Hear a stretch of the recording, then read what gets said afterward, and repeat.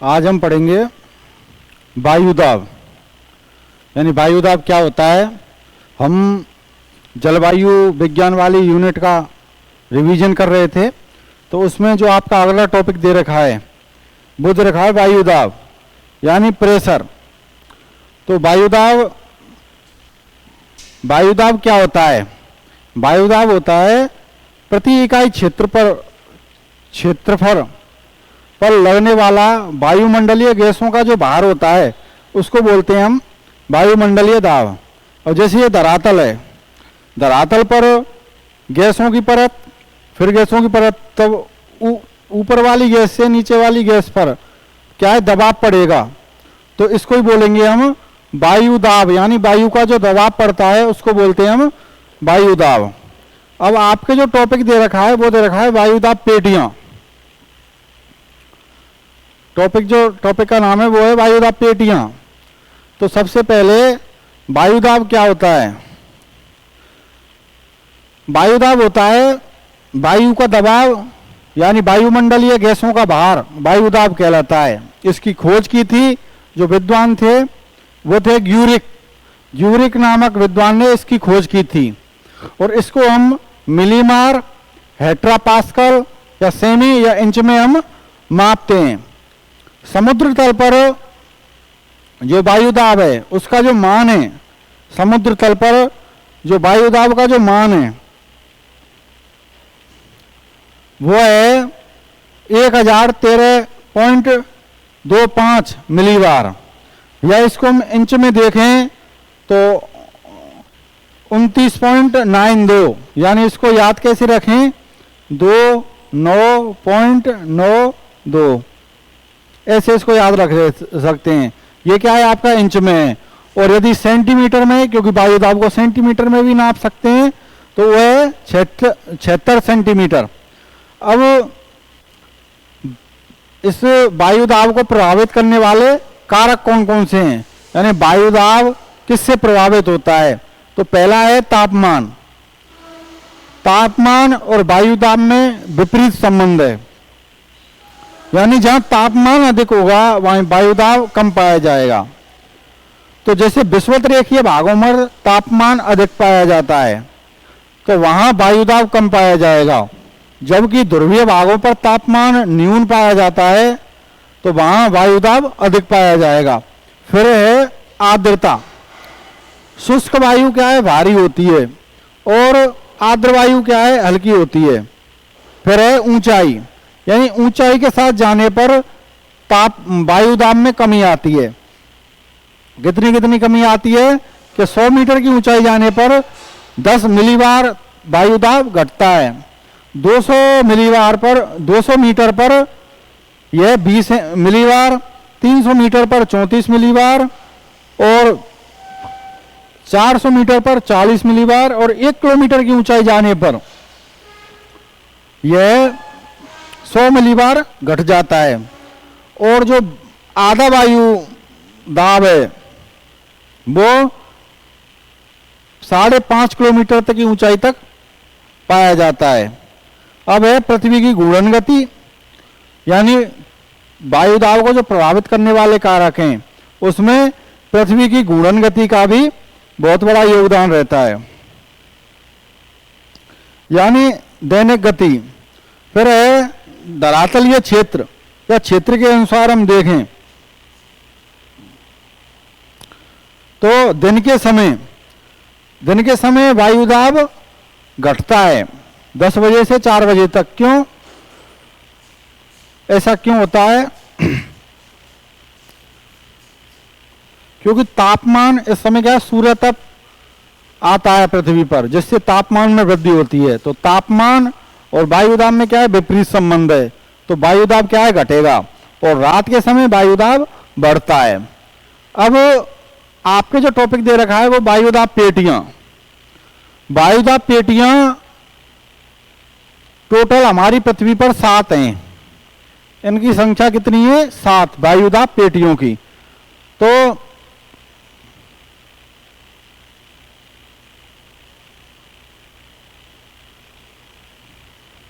वायुदाब पेटियों की जो संख्या है वो कितनी है, पहली है तापजन्य।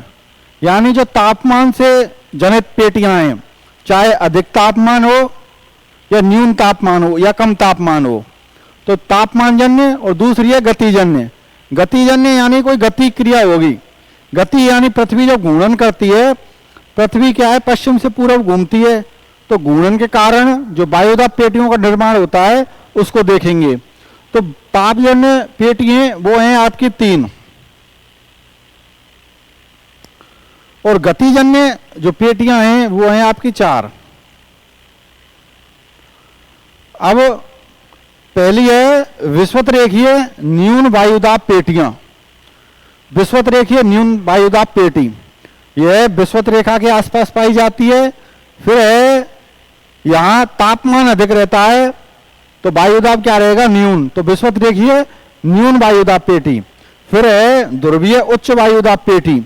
अब यहां तापमान न्यून रहता है तो वायुदाब क्या रहेगा, उच्च। ये उत्तरी गोलार्ध में, ये ध्रुवीय उच्च वायुदाब पेटी है दक्षिणी गोलार्ध में। तो इस प्रकार 3 वायुदाब पेटी तापजन्य पेटी हो गई। अब है गतिजन्य। जब पृथ्वी घूर्णन करती है तो ये क्या है, घूर्णन गति से उत्पन्न होती है। पहली उपोष्ण उच्च वायुदाब पेटी उत्तरी गोलार्ध में, उपोष्ण उच्च वायुदाब पेटी दक्षिणी गोलार्ध में, उपध्रुवीय न्यून वायुदाब पेटी उत्तरी गोलार्ध में और उपध्रुवीय न्यून वायुदाब पेटी दक्षिणी गोलार्ध में। ये आपकी 7 वायुदाब पेटियां हैं। अब इनको क्या है, कुछ मानचित्र हैं, मैप हैं, उनके माध्यम से समझने की कोशिश करते हैं।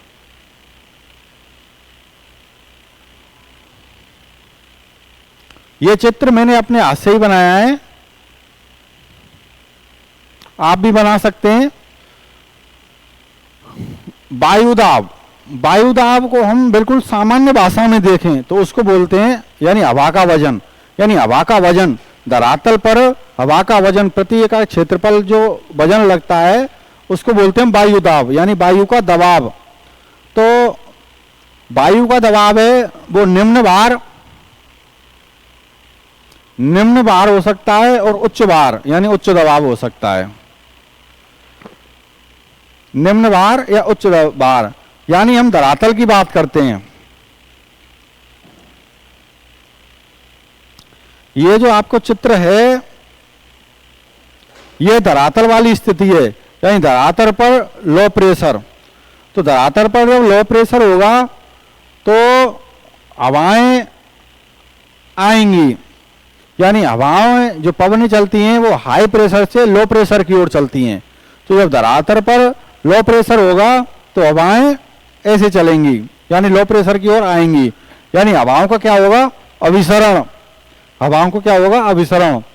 और उच्च अक्षांश यानी सम्मानीय धाराओं के रूप में उठेंगी और ऊपर क्या है, यह अपसरण होगा इनका। ऐसे ही जब धरातल पर उच्च दाब होगा तो ऊपर, जब धरातल पर उच्च दाब होगा तो हवाओं का क्या होगा, यहां अवतलन होगा। अवतलन, ये हवाएं आरोही रूप में ऊपर आ रही हैं। अब इसका जो कारण है वो क्या है, निम्न भार। अब निम्न भार कहाँ है, निम्न भार धरातल पर कहाँ है, एक तो विषुवत रेखीय क्षेत्रों में और एक उपध्रुवीय क्षेत्रों में। उपध्रुवीय क्षेत्रों में यानी विषुवत रेखीय क्षेत्रों में तो तापजन्य पेटी का निर्माण होगा। विषुवत रेखीय न्यून दाब, धरातल पर न्यून दाब है, और उपध्रुवीय क्षेत्र न्यून दाब, और उपध्रुवीय क्षेत्र न्यून दाब ये उत्तरी गोलार्ध में और ये दक्षिणी गोलार्ध में। जब धरातल पर हाई प्रेशर रहता है तो उससे जो पेटियों का निर्माण होगा वो कैसे होगा, एक तो उत्तरी ध्रुवीय पेटी और एक दक्षिण ध्रुवीय पेटी, और एक उत्तरी उपोष्ण पेटी और उत्तरी उपोष्ण उच्च वायुदाब पेटी। ये गतिजन्य है और ये तापजन्य। तापजन्य यानी तापमान से जन्य विषुवत रेखा और ध्रुवों पर तापजन्य, और जो पृथ्वी के घूर्णन गति से जो उत्पन्न होती हैं उनको बोलते हैं गतिजन्य। अब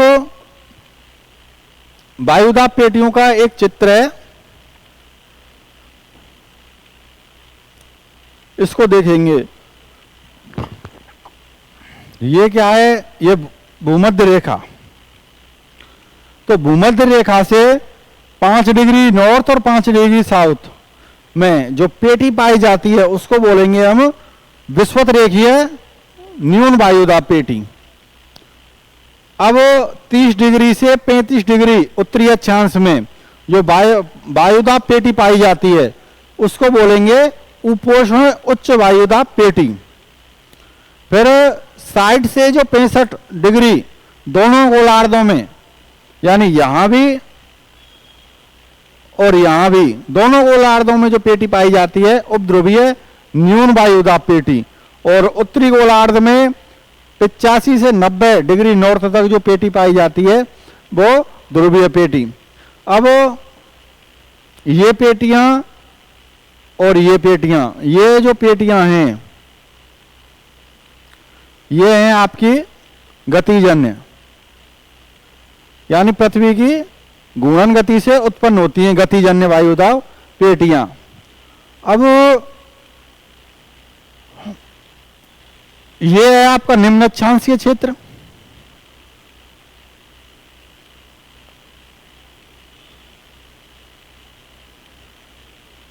निम्न अक्षांशीय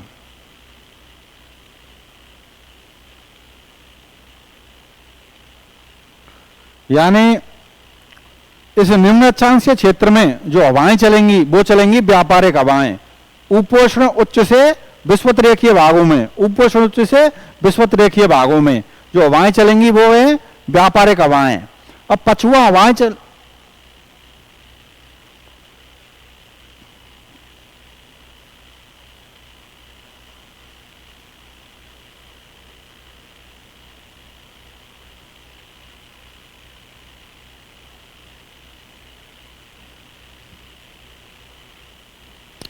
अब जो पछुआ हवाएं चलेंगी, पछुआ हवाएं चलेंगी वो चलेंगी उपोष्ण उच्च से उपध्रुवीय की ओर, क्योंकि हवाएं चलती हैं हाई प्रेशर से लो प्रेशर की ओर।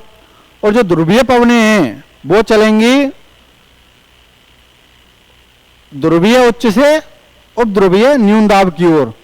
जो उत्तरी गोलार्ध में घटना होगी वही दक्षिणी गोलार्ध में होगी।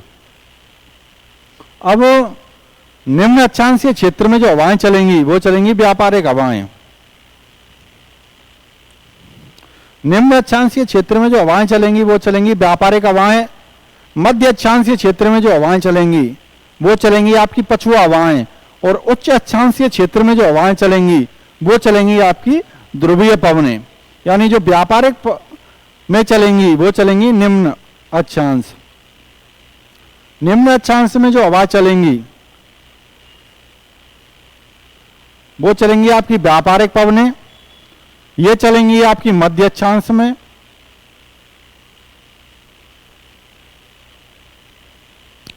और ये चलेंगी आपकी उच्च अक्षांश में।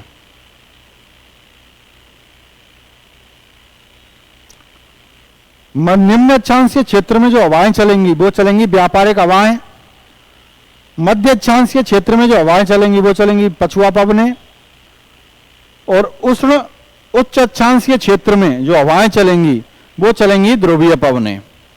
तो ये हमने वायुदाब पेटियां जो स्कूल व्याख्याता भूगोल में जलवायु विज्ञान वाली यूनिट में जो टॉपिक दे रखा है वायुदाब पेटियां, तो वो हमने इसका रिवीजन किया था।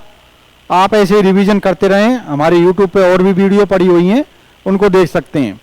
और हमारे टेलीग्राम चैनल का नाम है द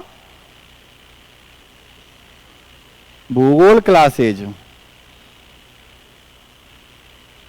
इसके माध्यम से आप हमसे जुड़ सकते हैं। ये हमारे टेलीग्राम चैनल है, इसके माध्यम से आप हमसे जुड़ सकते हैं। और इस पर बहुत सारी नई नई जानकारियां हैं, उनसे आप क्या है तैयारी कर सकते हैं। ठीक है साहब।